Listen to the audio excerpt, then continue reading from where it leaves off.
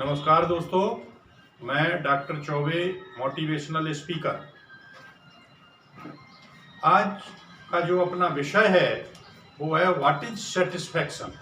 संतुष्टि क्या है? क्या आप सब कुछ जो चाहते हैं वो आपको मिल जाए तो आप संतुष्ट हो जाएंगे? दुनिया में देखिए 7 प्रकार के, अपने धर्म के अनुसार 7 प्रकार के सुख बताए गए।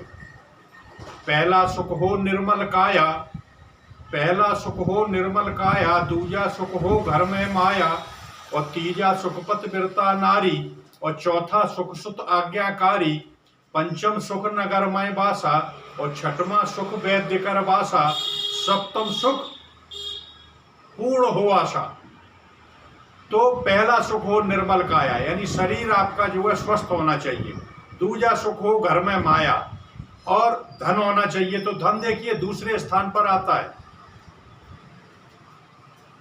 धन बहुत कुछ है लेकिन सब कुछ नहीं है। धन यदि आपके पास है और आपका शरीर काम नहीं देता या बीमारी लग गई आपको कोई भी, तो किस मतलब का रहेगा? डायबिटीज हो गई, मीठा रखा है, फल रखे हैं लेकिन आप खा नहीं पा रहे, तो फिर धन किस काम का? तो पहला सुख हो निर्मल काया, आपका शरीर जो है पूर्ण रूप से स्वस्थ होना चाहिए, और फिर आपके पास जो है धन होना चाहिए।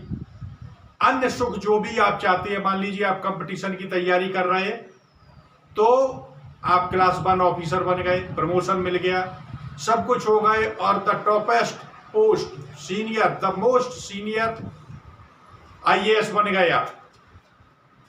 फिर रिटायरमेंट के बाद क्या करेंगे? क्या आप संतुष्ट हैं? आज आप कोई प्रधानमंत्री बन जाता है, क्या वो संतुष्ट है? उस राष्ट्रपति बन जाता है रिटायरमेंट के बाद, क्या वो संतुष्ट है? तो उस समय भी वो कुछ ना कुछ चाहता है। जब मरते समय इंसान को दुख हो और तो समझ लीजिए वो संतुष्ट नहीं है। तो आखिर संतोष है क्या? आनंद की खोज में पागल पथिक घूमता रहा और आनंद कभी जिंदगी में मिला ही नहीं। तो फिर संतुष्टि है क्या? संतोष है क्या? देवताओं ने समुद्र मंथन किया और 14 प्रकार के रत्न मिले, और 14 प्रकार के रत्न उन्होंने ले लिए, फिर भी वो संतुष्ट नहीं थे और युद्ध होते रहे। 14 रत्न श्री रंभा विश्ववारुणी, अमीय शंख गजराज, और धनिमंतर सुर धैन तरु, शंख कल्प मणिबाज। ये 14 रत्न जो है प्राप्त हुए थे। तो संतुष्टि कभी आपको प्राप्त नहीं हो सकती। जब 14 रत्न लेने के बाद देवता संतुष्ट नहीं हुए, तो आप इस भौतिकता की उपलब्धियों से संतुष्ट कैसे हो जाएंगे? एक के बाद एक पिपासा बढ़ती जाएगी। अंतोगत्वा सेटिस्फैक्शन क्या है? सेटिस्फैक्शन भौतिकता में कभी आपको मटेरियल लाइफ में मिल ही नहीं सकता। मटेरियल लाइफ का आप भोग करते रहें, but your soul must be spiritual. Without meditation आप इसकी वास्तविकता को नहीं समझ सकते।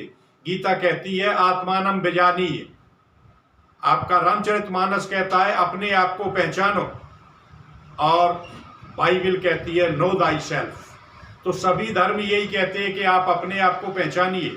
जब आप ये जान जाते हैं कि मैं कौन हूं और ये संसार किस लिए है, जिस तरीके से हम एक ट्रेन में जब बैठते हैं तो हमें ना सीट से लगाव होता है ना सवारियों से, बस एक है कि हमें अपने गंतव्य स्थल तक पहुंचना है, चाहे खड़े होके पहुंचे, चाहे लटक के या बैठ के। उसी तरीके से ये संसार रूपी एक ट्रेन है जिसमें सिर्फ आप सफर कर रहे हैं, लेकिन ये वास्तविकता नहीं है। जिस दिन ये जान जाएंगे उस समय आप you will be A satisfied person. उस समय आपको संतुष्टि होगी, और उस समय जन्म और मृत्यु, ना आने की खुशी और न जाने का गम रहेगा आपको। इसलिए इस भौतिकता में जीने के लिए पैसा बहुत जरूरी है। सम्मान, रिस्पेक्ट, समाज में स्थान, ये बनाने के लिए युवा वर्ग से मेरा अनुरोध है कि आप लोग तैयारी करें प्रतियोगी परीक्षाओं की, और अधिक से अधिक नंबर हासिल करके अच्छा स्थान प्राप्त करें। जो भी कार्य करें वो ईमानदारी से, लेकिन सुबह अपने स्वास्थ्य की ओर जरूर ध्यान रखें। शरीर के बिना कुछ नहीं है, और स्वास्थ्य में मेडिटेशन को वरीयता दें ताकि आप जिंदगी की वास्तविकता को समझ सकें। जय हिंद, जय भारत।